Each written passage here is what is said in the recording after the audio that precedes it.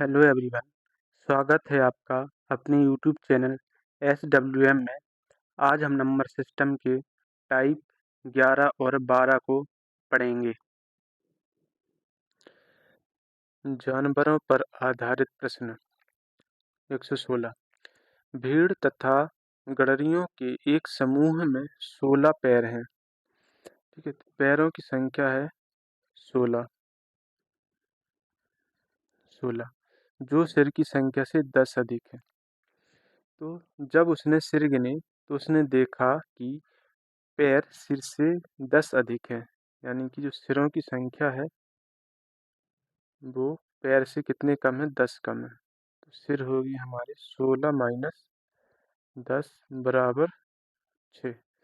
सिरों की संख्या है 6, यानी कि जानवर और आदमी टोटल मिलाकर है 6।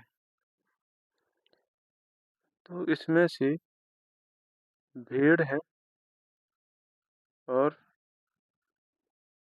गडरिये है। अब कितनी भीड़ है और कितने गडरिये हैं ये हमें नहीं पता है, तो हम क्या करते हैं कि भीड़ को मानते हैं x और गडरियों को मानते हैं 6 में से x जाएंगे तो बचेंगे कितने, गडरिये की संख्या। तो ये हो जाएगा, भीड़ हो जाएंगी x और गडरिये हो जाएंगे 6 माइनस x। तो भीड़ के होते हैं 4 पैर, तो इसको करेंगे कैसे कि x मल्टीप्लाई 4, क्योंकि 4 पैर होते हैं भीड़ के, प्लस 6 माइनस x मल्टीप्लाई 2। गडरिये के होते हैं 2 पैर, तो उसके हो गए मल्टीप्लाई में 2। टोटल पैर दिए हुए हैं हमें 16, तो टोटल पैर हो गए 16। अब इसको करेंगे सॉल्व, तो होगा 4x प्लस इसका मल्टीप्लाई 6 दूनी 12 माइनस 2x 16। अब 4x में से 2x जाएगा तो बचेगा 2x, और इधर आएगा इस तरफ तो होगा 16 माइनस 12, यानी कि 2x इक्वल टू 4। तो x की वैल्यू आ जाएगी 2। हमने माना है कि भीड़ x है, तो यानी कि x बराबर हो गया 2। 2 भीड़ें हो गई और गडरियों की संख्या हो जाएगी हमारी 6 माइनस 2, यानी कि 4। 4 हो गए गडरिये। ठीक, तो उसने पूछा है कि इसमें भेड़ों की संख्या है, तो भेड़ों की संख्या है 2। ठीक, यहाँ तक आपको समझ में आ गया होगा। ये हो गया हमारा डिटेल मेथड, और अब हम इसको करेंगे शॉर्ट मेथड में। टोटल संख्या है 6, इसमें से कुछ भेड़ हैं और कुछ गडरिये हैं। ठीक है, तो भेड़ों के पैरों की संख्या होती है 4 और गडरिये के पैरों की संख्या होती है 2। इसको लिखा हमने 2 प्लस 2। यदि सभी के 2-2 पैर होते तो पैरों की संख्या होती 6 इंटू 2, यानी कि 12। यानी कि हमारे हिसाब से पैरों की संख्या होती 12 यदि भेड़ के और गडरिये के 2-2 पैर होते। लेकिन उसने कहा है कि पैर हैं 16। 16 में से 12 माइनस करेंगे तो बचेंगे 4 पैर।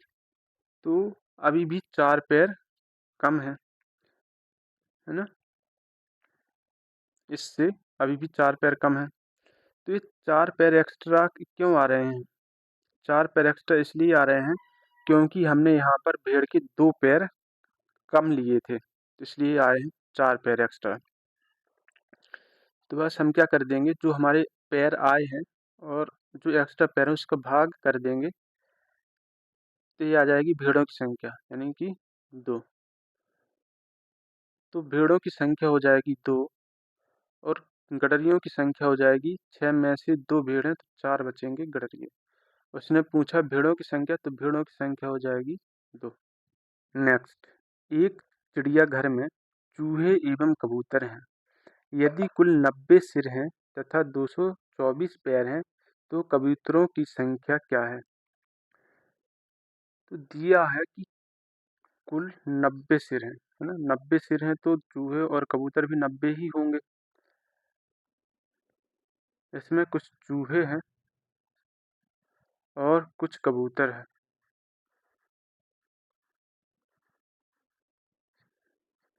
कुछ कबूतर हैं। तो पहले हम देखते हैं इसको शॉर्ट मेथड में, फिर हम इसको डिटेल में बताते हैं। तो चूहे के होते हैं 4 पैर और कबूतर के होते हैं 2 पैर।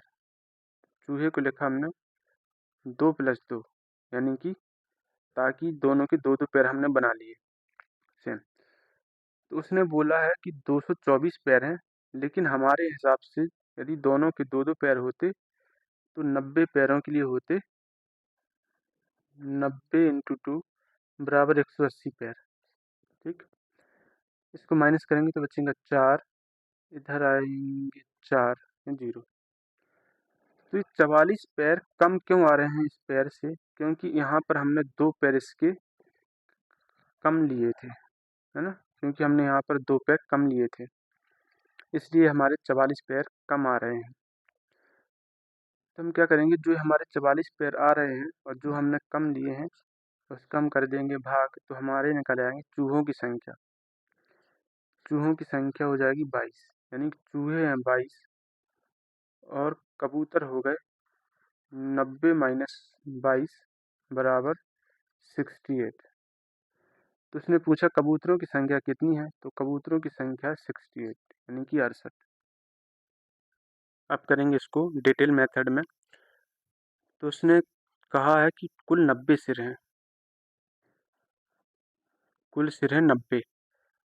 तो 90 में कुछ चूहे हैं और कबूतर हैं, कबूतर हैं। तो हमने माना कि 90 में से x हैं चूहे, तो 90 में से x चूहे माइनस हो गए तो बाकी के बचेंगे हमारे कबूतर। तो 90 - x हो गए कबूतर। तो अब इसको करेंगे, तो चूहे के होते हैं 4 पैर, तो इसके साथ करेंगे मल्टीप्लाई 4 का, प्लस कबूतर के होते हैं 2 पैर, तो इसके साथ मल्टीप्लाई करेंगे 2 का, और टोटल पैर हैं 224। तो इसको कर देंगे सॉल्व। 4x प्लस इसका मल्टीप्लाई करेंगे तो 180 माइनस 2x, ये हो जाएगा 224। 4x में से 2x जाएंगे तो बचेंगे 2x बराबर 224 माइनस 180।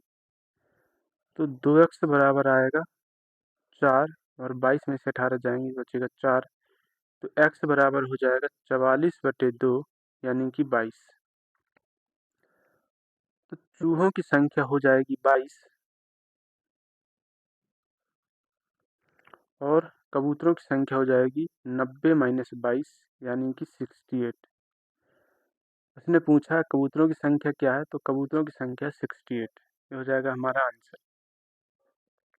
इसके बाद नेक्स्ट, किसी व्यक्ति के पास कुछ मुर्गियां हैं और गायें हैं।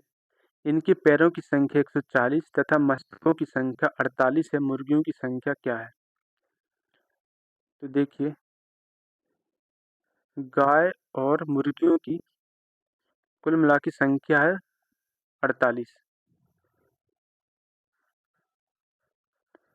गाय और मुर्गियां,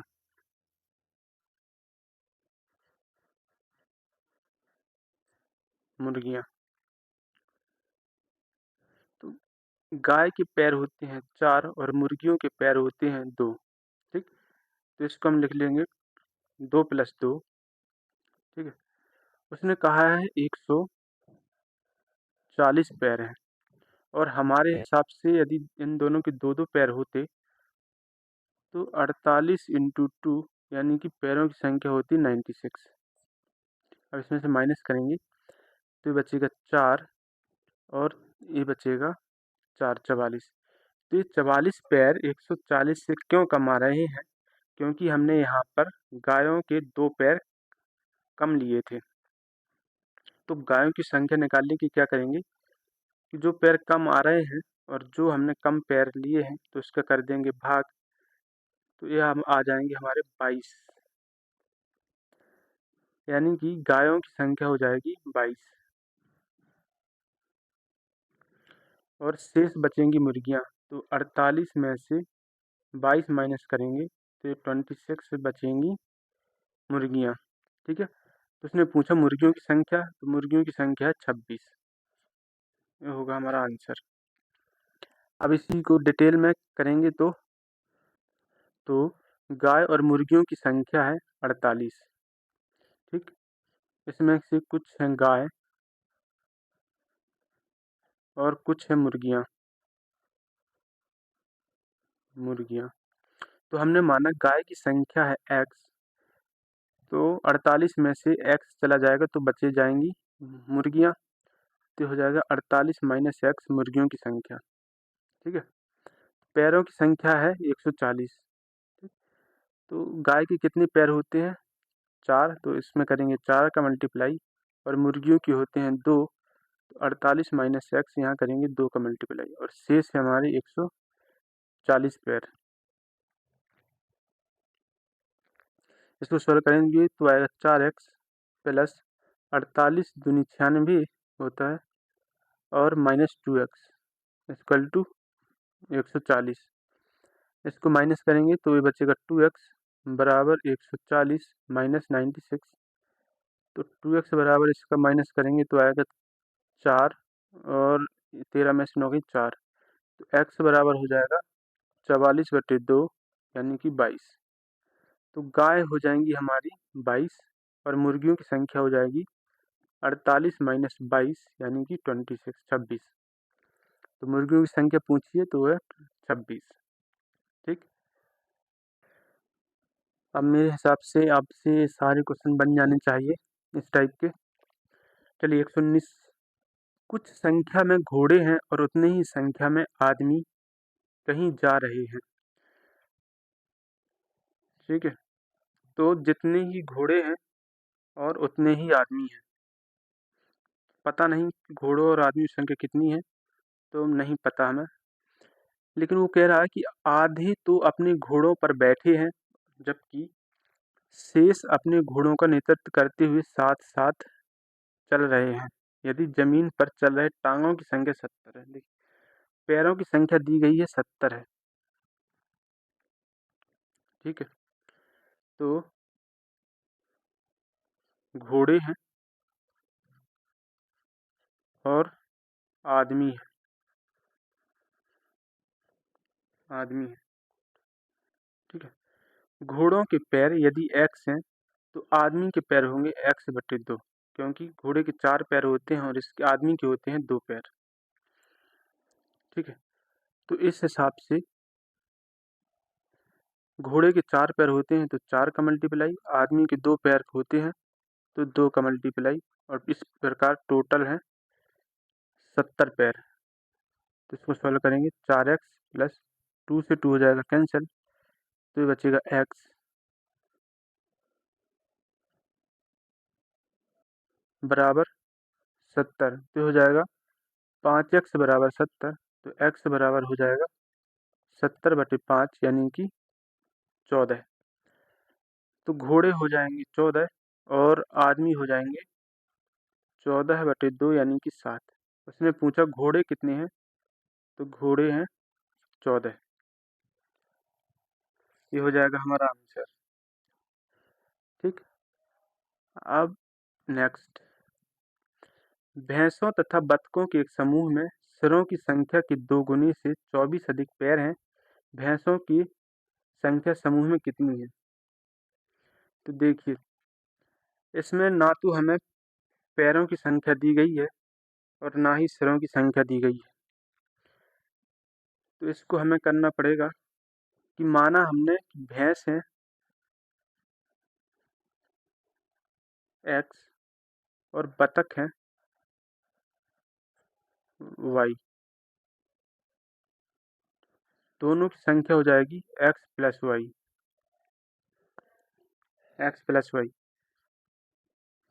ठीक, भैंस x है जबकि बतख है y। ठीक, आगे वो कहता है कि बतखों के समूह में सिरों की संख्या की दोगुने से 24 पैर अधिक हैं। यानी कि जो इतने सिर हैं हमारे, तो इसके होते हैं 4 पैर, 4x प्लस बतख के होते हैं 2 पैर, तो 2y और बराबर सिरों की दोगुनी यानी कि x प्लस वाई का 2 गुना,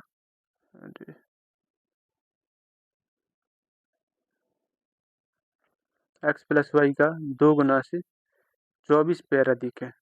ठीक, अब इसको कर देंगे सॉल्व, तो हो जाएगा 4x प्लस 2y बराबर 2x प्लस 2y प्लस का 24। तो इस तरफ आएगा तो बचेगा 4x plus 2y minus 2x minus 2y बराबर 24।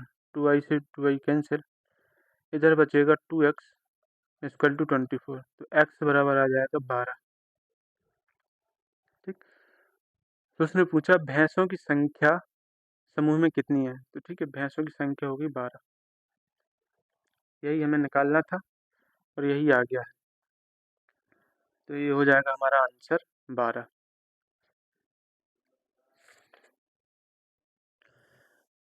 अब टाइप स्टार्ट होती है हमारी गुणा भाग जोड़ घटाव पर आधारित प्रश्न।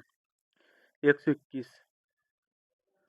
एक छात्र को एक संख्या को 6 से विभाजित करने और उसके भागफल में 12 जोड़ने को कहा गया, किंतु छात्र ने पहले 12 जोड़ दिए और उसके बाद प्राप्त संख्या को 6 से विभाजित किया, तदनुसार उत्तर 112 प्राप्त हुआ, अतः सही उत्तर कितना होना चाहिए। इसको करते हैं। तो एक छात्र को एक संख्या, तो हमने वह संख्या मान ली x है, तो उसको कहा गया है कि पहले इसको 6 से विभाजित कीजिए और फिर इसमें 12 जोड़िए, किंतु छात्र ने क्या किया कि पहले 12 जोड़ दिए, यानी कि छात्र ने क्या किया कि x में 12 जोड़ दिए और उसके बाद जो संख्या प्राप्त हुई उसमें 6 का भाग दे दिया, यानी 6 से विभाजित कर दिया, तो इस प्रकार उसे उत्तर मिला है 112। तो हमें देखना सही उत्तर क्या होना चाहिए था, तो इसको कर देंगे तो आ जाएगा x प्लस 12 बराबर 112 इंटू 6, तो x बराबर 6 दूनी 12 की 2, कैरी 1 6 7 और 1 6, और ये हो जाएगा माइनस का 12, तो x बराबर 660। ठीक, तो x की वैल्यू 60 यहाँ पर रख देंगे, तो 660 बटे 6 प्लस का 12, ये आएगा 110 प्लस 12 बराबर 122, यानी कि हमारा सही उत्तर होना चाहिए था 122। नेक्स्ट, 5a7 में 335 जोड़ने पर परिणाम 8b2 प्राप्त होता है। 8b2 संख्या 3 से विभाज्य है, तदनुसार a का अधिकतम संभव मान कितना होगा। कोई संख्या है 5a और 7, इसमें जोड़ा है 3 3 और 5, तो जब हम इसमें जोड़ा है तो ये आया हमारा 2b और 8, 2b और 8, तो जो 8b2 है ये 3 से विभाज्य है। 3 से विभाज्य का नियम क्या होता है कि यदि सभी अंकों का योग 3 से विभाज्य है तो वह संख्या 3 से विभाज्य हो सकती है। तो इसका योग कितना है, 8 और 2 10, 10 प्लस b, तो इसके b के क्या क्या मान हो सकते हैं, यदि यहाँ पर 2 रखें b की जगह तो 12 हो जाएगा, जो 3 से विभाज्य हो जाएगी संख्या, यानी 3 चौको 12। यदि b की जगह 5 रख दें तो हो जाएगा 15, जो भी 3 से विभाज्य है, और यदि 8 रख दें तो भी ये 3 से विभाज्य हो जाएगी, यानी b के मान हो जाएंगे 2, 5 और 8। अब जोड़ेंगे इस पर, तो 7, 5, 12 की 2, इधर बचती है कैरी 1, इसको जोड़ेंगे 3 और 1 4, है ना। तो b की जगह या तो 2 आ सकता है, तो माना हमने इधर 2 आया, तो 2 कौन सी स्थिति में आ सकता है कि 3 और 4, यदि a बराबर हम 8 रख दें तो ये 12 की 2 आ सकता है और कैरी आई 1। 5, 3, 8, 1, 9, इधर हो जाएगा 9। इस तरीके से तो हमारा हो जाएगा गलत, यानी हम इधर 8 नहीं रख सकते, यानी कि b बराबर 2 भी नहीं ले सकते और इधर 8 भी नहीं रख सकते। अब हम अगली संख्या को चेक करते 5। यदि हमने इधर पे 5 रखा तो 7, 5, 12 कैरी आई 1, तो a की जगह हम रख सकते हैं 1। जब हम यहाँ पर 1 रख देंगे तो हमारी वैल्यू आ जाएगी 3, 1, 4, 1, 5, और ये हो जाएगा 5 और 3, 8 ए। हाँ, तो a की वैल्यू हो सकती है 1। अब नेक्स्ट चेक करेंगे,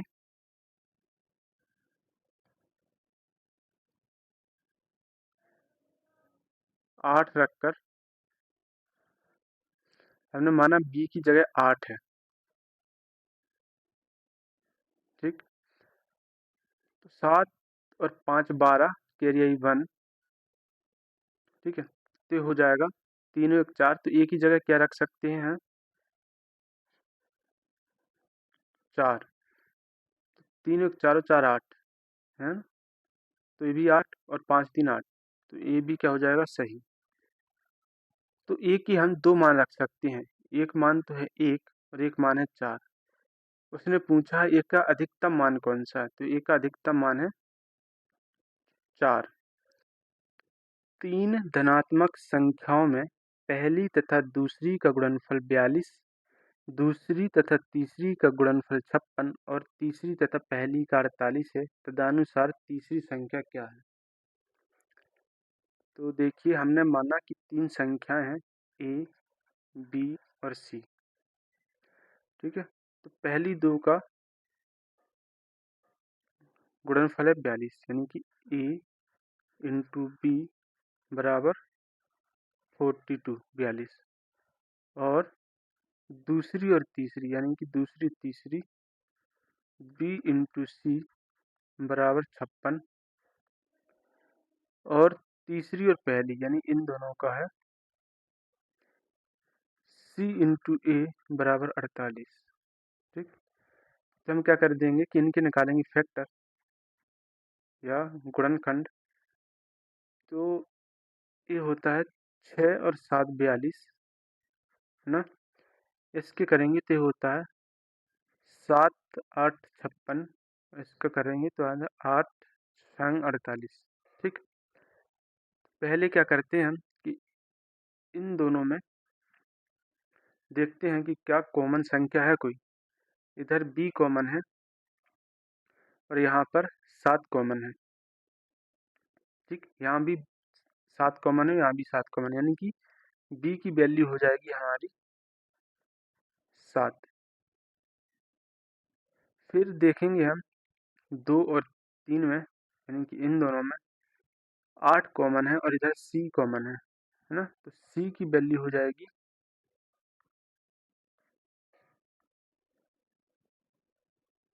यहाँ पर भी 8 कॉमन है और यहाँ पर c कॉमन है ना, और तो कोई कॉमन है नहीं है। तो c की वैल्यू हो जाएगी हमारी 8, और बाकी बचा कौन सा, 6, दोनों में कॉमन है, तो वो हो जाएगी 6। उसने बोला है तीसरी संख्या क्या है, तो तीसरी संख्या है 8, ठीक। ये हो जाएगा आंसर। नेक्स्ट, किसी संख्या को 2 से गुणा करके 16 जोड़ा जाता है, प्राप्त योगफल को 2 से विभाजित किया जाता है और फिर प्राप्त भागफल में मूल संख्या घटाई जाती है, तो शेषफल क्या होगा। ठीक है, हमने माना कि कोई संख्या x है, तो उसको 2 से गुणा किया जाता है, यानी कि 2x प्लस 16 जोड़ा जाता है और उसके बाद प्राप्त योगफल में 2 से भाग दिया जाता है। तो फिर जो प्राप्त भागफल प्राप्त होता है उसमें से मूल संख्या घटाई जाती है, यानी कि इसमें से x जो मूल संख्या एक घटा दी जाती है। तो फिर कितना आंसर आता है? x x नहीं,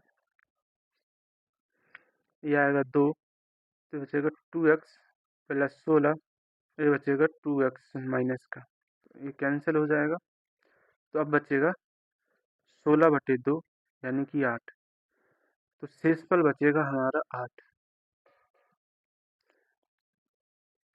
बिल्कुल सिंपल क्वेश्चन है और आप आराम से इनको बना सकते हैं। इन क्वेश्चनों को ध्यान से पढ़िए और आराम से बनाइए। दो धनात्मक संख्याओं का अंतर 72 है तथा एक के द्वारा दूसरे को भाग देने पर भाज्यफल 4 है, संख्या चुनिए। देखिए इनको ऑप्शन से ही कर लेते हैं कि दो संख्याओं का अंतर, तो पहले इनका अंतर चेक करिए कितना है। तो 112 और 40, इसका अंतर कितना है? 2 और 7, ये ऑप्शन सही है। इसका चेक करते हैं 96 और 24 का, तो ये आता है कितना? 2 और 7, ये भी 72 अंतर आता है दोनों का। इन दोनों का 128 और 32, तो 6, और ये आएगा 9, तो इनका अंतर 72 नहीं है, तो ऑप्शन हो जाएगा गलत। ठीक, इनका चेक करेंगे तो 102 और 30, इनका अंतर है 2 और 7, 72। ठीक है, तो इससे हमारा एक जो ऑप्शन है थर्ड वाला वो हो गया गलत, बाकी के सभी ऑप्शन ठीक है। अब क्या देखना है कि एक संख्या से दूसरे को भाग दे के देखना है कि भागफल 4 आए। तो 40 का भाग देंगे 112 में, तो कितनी बार जाएगा? 4 दूनी 8, 4 × 3 = 12, यानी कि ये 2 बार ही जाएगा, है ना। तो इसका भाजफल 4 नहीं आता है, तो ये ऑप्शन हो गया हमारा गलत। सेकंड ऑप्शन को चेक करेंगे तो 24 को 96 में, 24 चौको 96, एक ही ऑप्शन सही है। इसको चेक करेंगे तो 30 का भाग देंगे 102 में,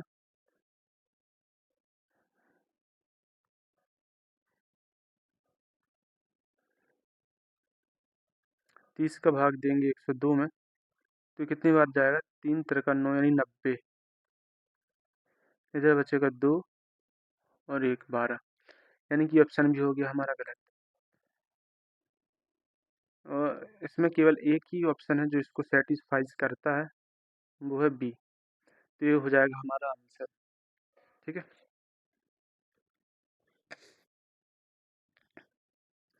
नेक्स्ट, यदि किसी संख्या का दोगुना करके और उसमें 20 जोड़कर वही उत्तर प्राप्त हो जो उस संख्या को 8 से गुणा करके गुणनफल में से घटाकर प्राप्त होती है, तो संख्या क्या थी?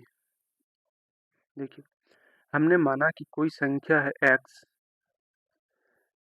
तो उसने क्या कहा है कि किसी संख्या का 2 गुना, यानी इस संख्या का 2 गुना और इसमें 20 जोड़कर, यानी इसी में 20 जोड़कर वही उत्तर प्राप्त होता है। यानी कि जो इसका उत्तर प्राप्त होता है वो क्या होता है कि उस संख्या को 8 से गुणा करके, यानी ये संख्या है इससे 8 से गुणा करके और गुणनफल में से 4 घटाकर जो प्राप्त होती है, मतलब ये संख्या प्राप्त होती है।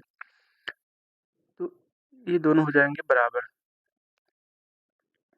ठीक है, तो इसको कर देंगे सॉल्व, तो हो जाएगा 2x प्लस का 20 बराबर 8x माइनस 4, 2x आ जाएगा इस तरफ और 4 आ जाएगा इस तरफ, तो 20 प्लस का 4 बराबर 8x माइनस का 2x, तो ये हो जाएगा 24 बराबर 6x, तो x बराबर आ जाएगा 24/6, तो इसको करेंगे तो ये आ जाएगा 4, यानी 6 को 24, तो वो संख्या है हमारी 4। ठीक।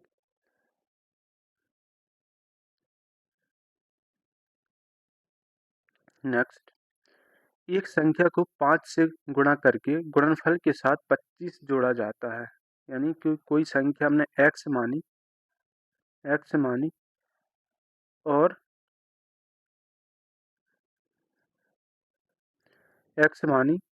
और संख्या को 5 से गुणा करके, यानी कि 5 से गुणा करके इसमें 25 को जोड़ा जाता है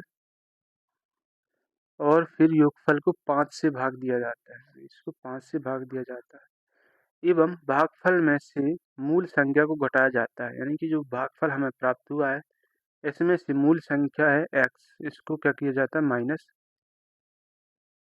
तो शेषफल क्या बचता है। ठीक है, शेषफल इसको करेंगे तो ये आएगा इधर 5, तो 5 से 5 कैंसिल, तो ये बचेगा 5x प्लस का 25 और ये आएगा 5x। 5x से 5x कैंसिल, ये बचेगा 25/5, यानी 5×25, तो संख्या होगी 5। ठीक।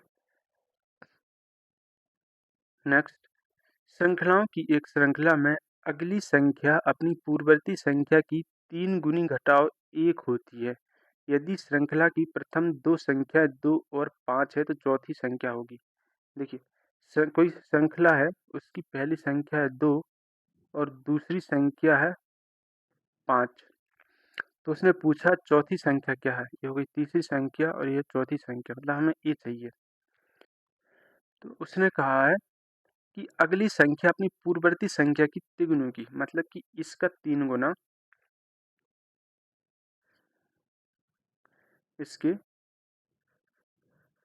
3 गुना से एक घटाव कम है, यानी -1, यानी जो हो जाएगा 3 दूनी 6 - 1 है। तो इसी तरह से श्रृंखला चलती जाती है। तो ये भी क्या होगी, इस वाली श्रृंखला होगी कि इसके 3 गुना से -1 कम, यानी कि 5 × 3 = 15 - 1, ये वाली होगी 14। और ये भी क्या होगी, 14 × 3 तो हो जाएगा 42 - 1, तो ये वाली संख्या होगी 41। तो उसने पूछा चौथी संख्या और चौथी संख्या हमारी 41। ठीक है, उम्मीद है आप सबको आज की क्लास समझ में आई होगी। तो आज के लिए इतना ही, नेक्स्ट टाइप पढ़ेंगे हम अगली क्लास में। अगर आपको हमारा वीडियो पसंद आया है तो लाइक एंड सब्सक्राइब ज़रूर करें और यदि कोई डाउट हो तो कमेंट करके पूछिएगा। Thank you.